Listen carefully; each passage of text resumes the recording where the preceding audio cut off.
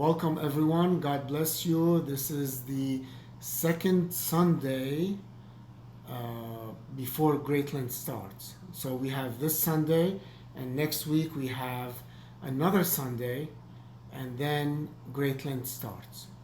So this Sunday is the what's known as meat fair, but also more importantly, spiritually, is the Sunday of judgment, the last judgment. And this is the most awesome gospel reading of the year, where Jesus tells us the questions and answers of the final exam. He tells us the questions and answers of the final exam at Judgment Day, which never happens when we go to college or school. They don't give us the final exam and the final answer. But Jesus is giving us exactly that, so that we study it, we prepare for the last judgment. And by the way, we can only do that while we are here on earth. Prepare for the last judgment, based on the gospel reading. And we will talk about that a little bit. Okay, the epistle reading is also very interesting. It's the third epistle of St. Paul to the Corinthians, the third one. If you have any comment about that, let me know before I start telling you about the epistle reading to the Corinthians. It's the third one, right? Well, so far no complaint, so everybody agrees that it is the third epistle reading, the third epistle to the Corinthians. There we go. Robbie, it's wrong. What is it?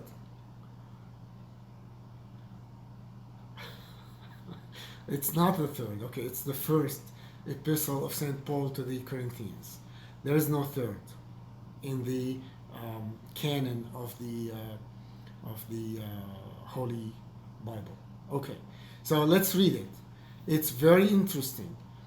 So it is from the first epistle of St. Paul to the Corinthians, chapter 8, verses 8 through chapter 9, verse 2. Brethren, food will not bring us closer to God, for neither if we eat are we the better, nor if we do not eat are we the worse. So if we stop there, we can conclude that we don't need to fast. Fasting or not fasting does not matter, as St. Paul says. Fasting or not fasting does not matter. But is that true? Well, we need to continue. But take heed, lest by any means this authority of yours become a stumbling block to those who are weak. For if anyone sees you as someone who has knowledge, reclining at a table in an idol's temple, will not the conscience of the one who is weak be emboldened to eat of the things sacrificed to idols? And through your knowledge, the weak brother perishes, for whom Christ died? So he said, food, eating or not eating is the same. But it can be a stumbling block to the weaker person, to the weaker willed person, as St. Paul says. So, should I not eat or should I eat? Okay. Are not you my work in the Lord? If to others I am not an apostle, yet at least I am to you. For the seal of my apostleship are you in the Lord. Okay, so what are we talking about here? St. Paul says, eating or not eating does not matter to God, then why does the church tell us to fast? We start fasting at the end of today from meat. That's what the church says, but St. Paul said it doesn't matter. Well, to God it might not matter. To us it matters. Fasting increases our self-will, our control, self-control. And it increases our faith. It increases everything for us as we get closer to God. It does not put stumbling blocks in front of our brethren who might be weaker in terms of the self-will, the self-control, that is. So the church prescribes the fast for several reasons. The most important one is self-control. The second important one is obedience to the church. When the church says, don't eat from this, eat from that, then we are, and we follow it, we are obeying the church. And obedience is a virtue as well, just like self-control. And when we do both, we grow in the faith. And we help others, according to St. Paul. For this reason, for these two reasons, and other reasons, but these are the two most important reasons, we fast. Fasting is difficult in our society because not all of our society fasts. We might fast from meat starting the end of today, and we might be driving by McDonald's or Burger King or another restaurant, and we smell the cooking of meat. That makes it difficult. Next week, we start fasting from dairy products. So it's even more difficult when we do that. Now, is fasting essential? Is fasting essential? Are we, if we've never fasted, to jump into the full fast with both feet? No. If we've never fasted before, we need to start at a certain level. And if we fasted before, we need to graduate to another level. We can't jump to the last rung of the ladder, the last step of the ladder. We will sure fail if we do that. We need to take it one step at a time. One step at a time. If you've never fasted before, start by fasting from meat. That's it. If you fasted before from meat, then try to graduate to fasting from dairy products. There are many other steps above that, and you need to discuss those steps with your spiritual father so that he would describe to you what is beneficial to you, not what is impossible to you. That's why you need to talk with your spiritual father regarding fasting. Okay. So fasting is important to us because it helps us with self-control, it helps us with obedience, in addition to many other things. It cleanses our body. We save some money that we can give to the poor. So there are many purposes for fasting. But the top two are self-control and obedience. Okay. Now,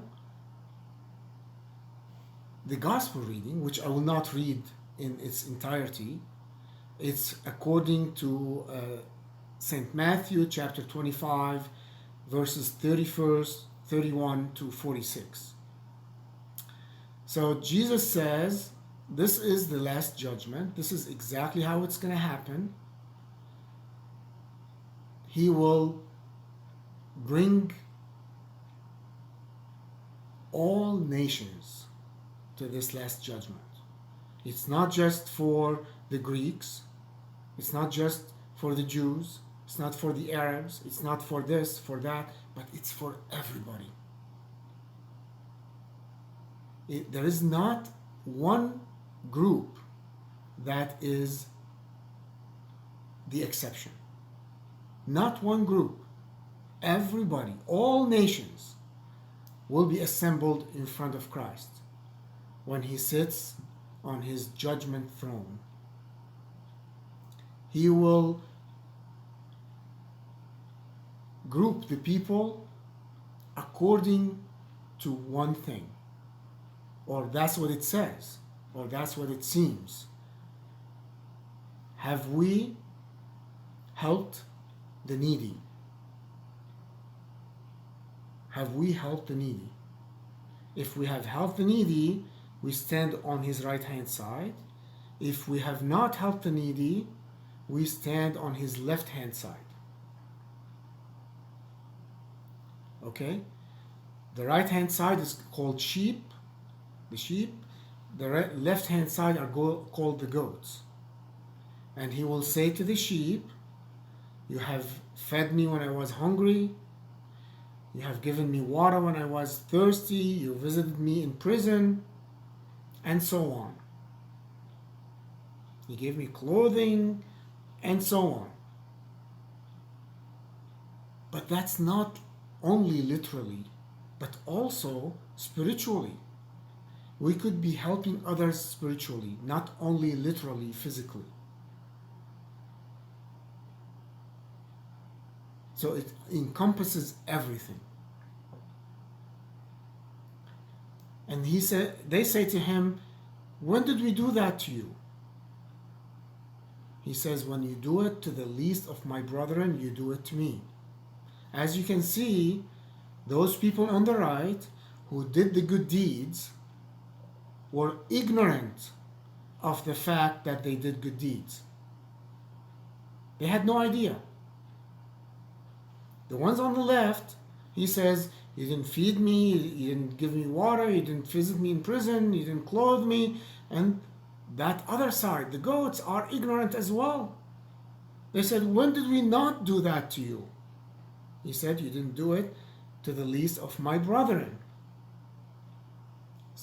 So he says to the people on the right, you inherit the kingdom of God that has been prepared for you since the beginning of time, because they did the good deeds. And he says to the people on the left, you are going to the outer darkness where the gnashing of teeth is constant. That's the other place. Notice that they didn't do, the ones on the left didn't do evil deeds. They only did not do good deeds. If they did not do good deeds, they were neutral, they were lukewarm, they're ending up in that other place. Hell. What would happen to those who do evil deeds? They're worse off than those who did not do anything. They were neutral. So the consequence is the same, worse.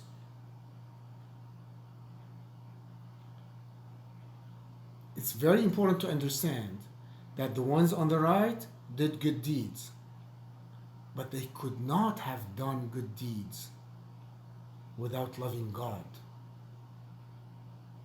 You see, Jesus had summarized all the 613 commandments in the Old Testament. There are 613 commandments in the Old Testament, not the 10 that are famous, not only the 10 that are famous. There are 613 commandments. He summarized them in two. Love God with every fiber of your being, with all your mind, all your heart, all your soul, and so on. And then love your neighbor as yourself. You will not be able to love your neighbor as yourself unless you love God. So, Him, Jesus, judging the sheep and the goats based on how they helped their neighbor, loving their neighbor, and neighbor is everybody, not just the next door neighbor. Judging them on that assumes that they love God, and that's why they did those good deeds. And the others who did not do those good deeds, because they only love themselves, they don't love God. This is the final exam. These are the answers to the final exam. Jesus already gave us that. So we need to implement all of that in our lives. This gospel reading is amazing. It is amazing. There are groups out there. I'm not going to name names of groups. There are groups out there that believe they will go around Judgment Day. But it is not so. Christ said, all nations, when the Son of Man comes in his glory and all the angels with him, then he will sit on his glorious throne. Before him will be gathered all nations. Before him will be gathered all nations. He didn't say except this group or that group or this nation. It says before him will be gathered all the nations, and he will separate them one from another as a shepherd separates the sheep from the goats. And he will place the sheep at his right hand side, but the goats at the left. So there is no escaping the final judgment, the last judgment.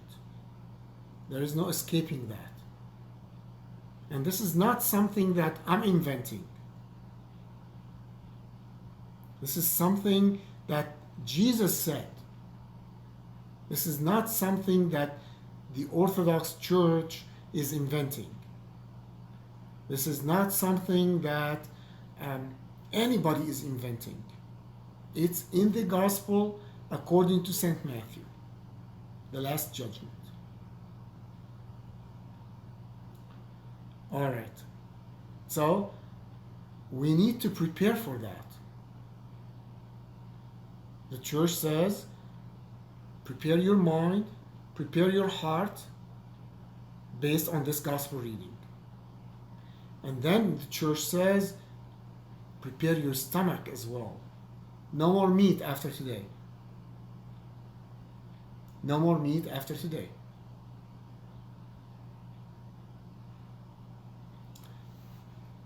Okay, you can type up questions as I make some announcements. Good afternoon, Goldie. Anthony has statements. We will get to that in a second. Okay, the Amen, the Antiochian Men Lenten Retreat is on March 20th.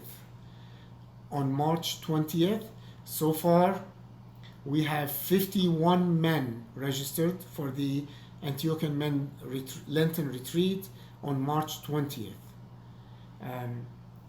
The Teen Cyber Spring Retreat. All of these retreats are online. They're not face-to-face. But God willing, we will have something face-to-face this year. I'm hoping that it'll be the fall retreat. The Cyber Spring Retreat is on April 10th. April 10th.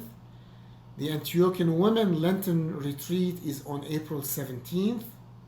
And so far, 63 women have registered for that. So Antiochian men, Antiochian women, teens, we need to increase registration and increase participation. So please contact everyone you know so that they register and participate. You can go to domse.org, D-O-M-S-E, domse.org, and you can see there how to register for all these 3 retreats. Okay, let's see the questions.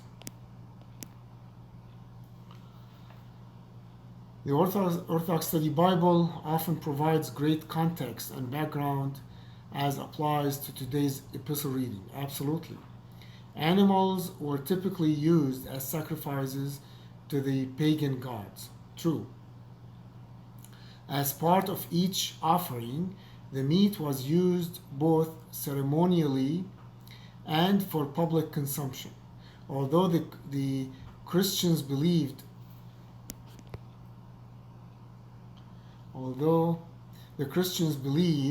that the idol were nothing, Paul advised the Corinthians that they must think about other people's consciences. For this reason, eating meat was often frowned upon by St. Paul and others. That is very true, but this context was true back then. It is not true anymore, but it is there. Anthony, if you mean only meat offered to idols, other meats were fine. Staples even. Okay. Well, he's talking about St. Paul is talking about the meat that is for the idols. Okay, but that context doesn't exist today. Nobody thinks that slaughtering animals is being done for animals. I mean, for idols. So that context does not exist today. Okay? For us, what I mentioned exists. We are being bombarded every day, every moment by the media, by the internet, by TV, by anything that we see and read and hear, to be free of any rule. But that's not what the church says. That's why the church has prescribed for a long time 4 fasting periods during the year, in addition to Wednesdays and Fridays. And this is the greatest one of those fasting periods. Okay, Georgie said, please forgive my ignorant question. Why are goats used as the bad example? I love goats. They are cute, but as a city girl, I am sure I am missing something. Well, goats were used because goats during those days, or even before that, were on the mountains. They climbed mountains like nobody else, and they were untamable. Sheep were tameable. That's why goats were used. They climbed mountains. Actually, if you watch the Animal Channel, you will see that on the Animal Channel that the goats climb up the mountains, the Rocky Mountains that are full of rocks. I don't mean the Rocky Mountains that are here in the U.S. only. And nobody can follow them. They're very hard to tame. That's why. Even now, goats are extremely mischievous and extremely unpredictable. That is true. Yeah, try raising them. Yes, that is true. But that context was even more apropos, more appropriate back then than it is now. Not many people raise goats now. Back then, or sheep. Back then, everybody had sheep. And everybody knows how difficult it was back then to raise goats. Okay, Alfred says, after we die, we first go through the toll houses and are judged thoroughly. And in the final judgment, we are examined again. And I am comforted that Jesus said that all things are possible with God. Absolutely true. The last judgment is today's gospel reading. They are stubborn too. The goats are stubborn too as well, like many of us. Maybe a little bit more than many of us. So the difference between obedience and stubbornness. There you go, Georgie. They were also unclean, possibly, the goats, possibly as well. So the idea is that goats are tameable, they're obedient. Sheep, I meant sheep, not goats, and goats are the opposite. We have goats and sheep, and the parable makes perfect sense to us. Cool. Father John has goats and sheep. Wonderful. You're welcome, Georgie. Any other question? As you type up more questions, let me repeat the announcements. The Antiochian Men Lenten Retreat is March 20th. 51 men, only 51 men have registered for it and will participate. We need to increase that number to triple digits. The teens, the same way, April 10th. The Cyber Spring Retreat, we need to increase their numbers even higher. The Antiochian Women Lenten Retreat is April 17, and they have 63 women registered for that. Please spread the word. Have people go to DOMSE.org to register for all 3 retreats. If you don't have any questions, God bless you. And starting next week, we'll try to get to 1 hour instead of just half an hour. All right, God bless you. We'll see you next week. Blessed Meat Fair Sunday. God bless you. Bye-bye.